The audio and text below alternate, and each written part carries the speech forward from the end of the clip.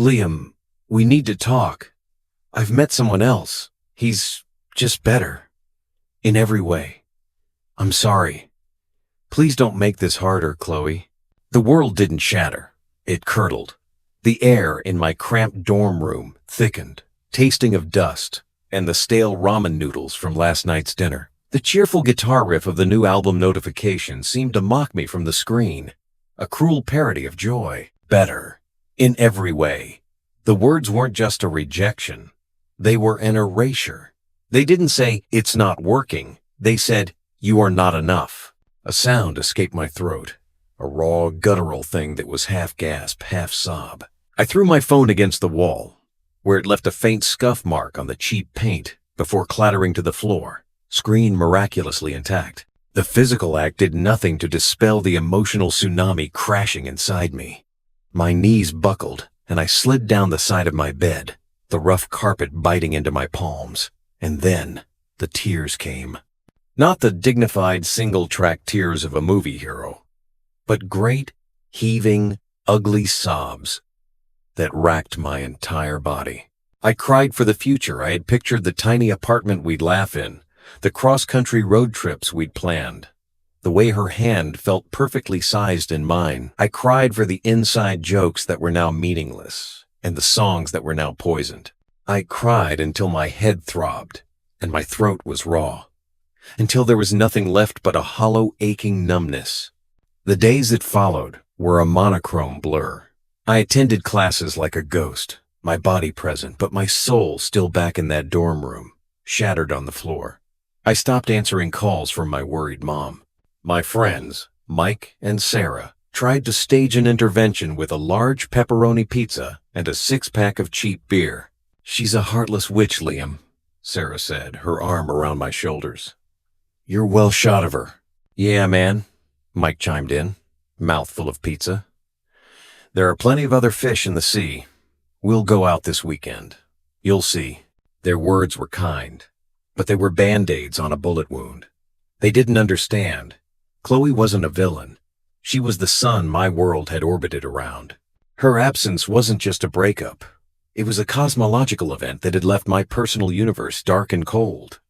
It was a week later, during a late-night scroll through the digital graveyard of our relationship on social media, that I found it. I'd been morbidly tracing her digital footsteps, a form of self-torture I'd become adept at. Her profile was set to private, a new development that felt like another door slammed in my face. But her best friend, Jessica's, profile was open, and there it was. A photo posted just 2 hours ago, a group of them at an upscale rooftop bar in the city, all gleaming smiles and cocktail glasses. And there, in the center, was Qley. Her head was tilted back, laughing at something someone had said. Her arm was linked through the arm of the person next to her, the person who had said that something. It was Mason Thorne. My stomach dropped through the floor. Mason, my friend. Or so I'd thought. Mason, with his easy $1,000,000 smile, his perfectly tousled hair that cost more than my entire wardrobe, and his father's name on half the commercial buildings in the city. Mason, who drove a convertible Audi and never once looked at the price tag on a menu. The caption underneath Jessica's photo was a dagger, twisted with gleeful ignorance. "So happy for my bestie. Found her Prince Charming. Mason, power couple, rooftop vibes. He's just better. In every way." The words finally made a horrific, perfect sense. It wasn't about being funnier or kinder or a better listener. It was about the car he drove, the bars he could get them into, the future he could offer, one that was paved with gold, not the uncertain gravel of my post-grad aspirations. The numbness evaporated, incinerated by a white-hot fury, so pure it was almost beautiful. I wasn't just hurt anymore. I was ignited. This wasn't a tragedy. It was a revelation. The problem wasn't my heart. It was my bank account. The solution wasn't to heal, but to conquer. I stood up, my hands clenched into fists so tight my nails left half-moon indentations in my palms. I walked to the mirror and looked at the stranger, staring back pale, red-eyed, swimming in a hoodie that smelled of despair. "Okay, Mason," I whispered to my reflection, my voice hoarse but steady for the first time in weeks. "You win this round. You have the girl. But I'm going to have everything else." The journey began not with a bang, but with a budget spreadsheet. I was an economics major. I understood the language of value. I calculated my net worth, a pitiful sum of student debt, and a few $100s in a savings account. And then I calculated what I needed. Capital. I dropped out of college. The decision sent my mother into a tearful frenzy, and my friends into confused concern. "You're throwing your future away over a girl," Mike pleaded, but he was wrong. I was seizing my future because of a girl, because of a principle. I took 3 jobs. I delivered pre-dawn newspapers in the biting cold. The silence of the sleeping city, my only companion. I stocked shelves at a grocery store overnight, the fluorescent lights humming a lonely tune. And I spent my afternoons as a grunt at a local tech repair shop, bite-sized solutions, run by a cynical, brilliant man in his 50s named Frank. Frank was a former Silicon Valley engineer who'd gotten sick of the corporate grind. He was a fountain of cynical wisdom and practical knowledge. He saw my hunger, my raw, undirected fury. "What's your problem, kid?" he grunted one day, watching me struggle to solder a connection on a motherboard. "You work like a man running from demons." I didn't look up. "I'm running toward something." "Money?" "A conclusion." He snorted but said nothing more. He started teaching me things, not just how to replace cracked screens, but how to truly understand hardware, how to source components cheaply, how to spot the hidden value in a pile of junk laptops people brought in. I was a sponge, absorbing every ounce of knowledge. My economics background began to merge with this new practical skill set. I saw inefficiencies in Frank's business, new markets he was ignoring. Meanwhile, I lived on a diet of rice, beans, and relentless drive. My social life ceased to exist. My world shrunk to the 4 corners of my work schedules and the glowing screen of my laptop at night, where I devoured business books, coding tutorials, and market analyses. I was a ghost in the real world, but a titan was being forged in the digital and mental one. I'd occasionally catch glimpses of Qley and Mason's life through the curated window of Jessica's social media. A weekend in Napa Valley, a charity gala, sailing on his father's boat. Each photo was a spike of cold anger, a reminder that fueled the fire. I wasn't jealous of their happiness. I was contemptuous of its foundation. It was built on sand, on inherited wealth. I was building mine, brick by bloody brick, from the ground up. After a year of brutal saving, I had 0. It was a fortune to me, but a pittance in the real world of business. I went to Frank with a proposal. "The refurb market is booming," I said, laying out my printed plans on his cluttered counter.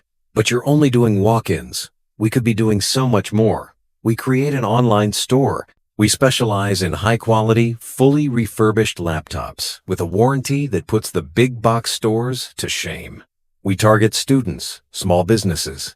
We use social media. We can undercut everyone because we have no overhead." Frank looked over my plans, his face unreadable. "We? I'll do the work. The sourcing, the refurbishing, the marketing. You provide the space, the tools, your name for credibility. We split the profits 50-50. He was silent for a long time. "This is what you've been saving for? This is your big conclusion?" "It's the beginning," I said, my voice low and steady. He looked at me, really looked at me, perhaps for the first time. He saw the dark circles under my eyes, the new sharpness in my face, the unwavering resolve in my gaze. He saw the demon I was running from. "All right, kid," he finally said. "Let's see what you've got." We called the venture Phoenix Systems. The work was relentless. I'd finish my newspaper route, work my shift at the grocery store, and then spend 10-12 hours at Bite-Sized, breathing life into our new venture. I taught myself digital marketing, SEO, and social media advertising. I wrote every product description, took every product photo, handled every customer service email. The first order felt like winning the lottery. The 10th felt like validation.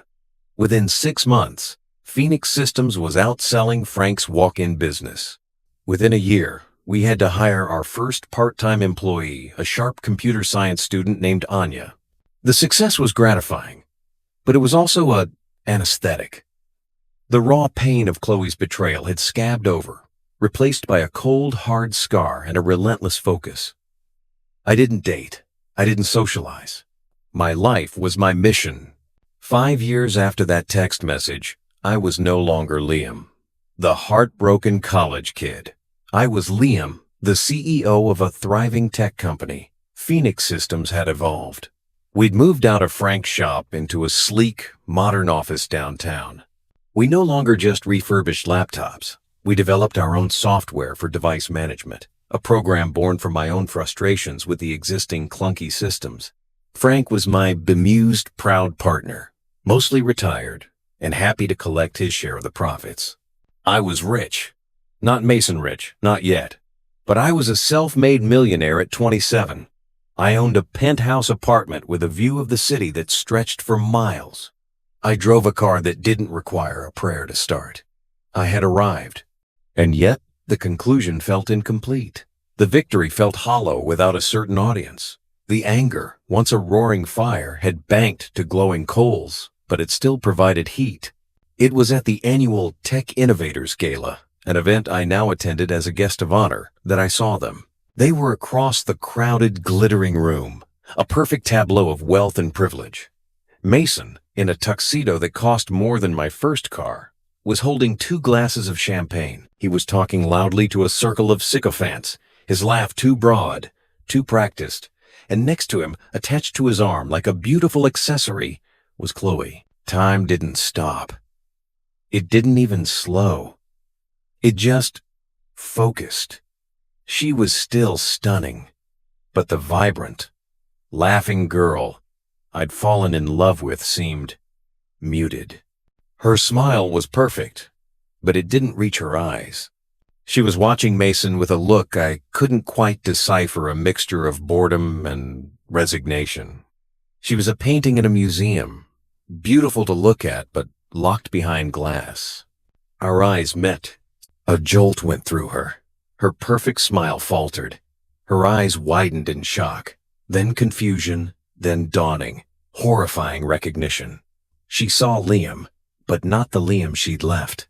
This man in the tailored Tom Ford suit, holding a glass of whiskey with an easy confidence, his posture straight, his gaze direct and unflinching. I was a ghost from her past, but one who had come back powerfully, disconcertingly real. Mason followed her gaze. His expression morphed from geniality to confusion, to a flicker of something ugly, insecurity, perhaps, masked by instant arrogance. He whispered something to her, and she looked away, her cheeks flushing. I gave a small, cool smile and turned back to my conversation with a venture capitalist, my heart hammering not with pain, but with a fierce, triumphant thrill. The moment I had worked for, sacrificed for 5 long years, had finally arrived. I didn't approach them. I didn't need to. My presence was a statement louder than any words. I worked the room, a model of polished success. I could feel their eyes on me all night, could feel the tension radiating from their perfect couple's bubble. Later, as the gala was winding down, I was outside waiting for my car when I heard her voice. "Liam?" I turned. She stood there alone, her sequin dress shimmering under the valet lights. She looked small, vulnerable. "Qley," I said, my voice neutral, polite. "It's been a long time. I saw you inside. I almost didn't recognize you." She hugged her arms against the chill. "You look different."